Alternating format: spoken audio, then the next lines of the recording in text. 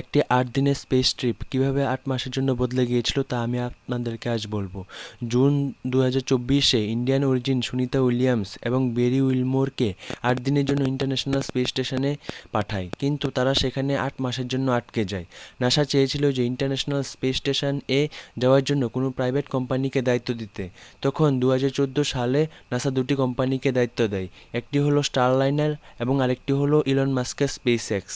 তাই ২০২৪-এ Starliner spacecraft crewed test mission, অর্থাৎ মানব যে পাঠাবে তার জন্য যে ক্রুড টেস্ট মিশন আছে তা সাকসেসফুল করতে দুজন অ্যাস্ট্রোনটকে পাঠায়, যার মধ্যে একজন হলো সুনিতা উইলিয়ামস এবং আরেকজন হলো বেরি উইলমোর। কিন্তু যাওয়ার সময় স্টারলাইনের যে স্পেসক্রাফটটি ছিল তাতে বিভিন্ন ত্রুটি দেখা দেয়, তাই তারা ইন্টারন্যাশনাল স্পেস স্টেশনেই থেকে যায়।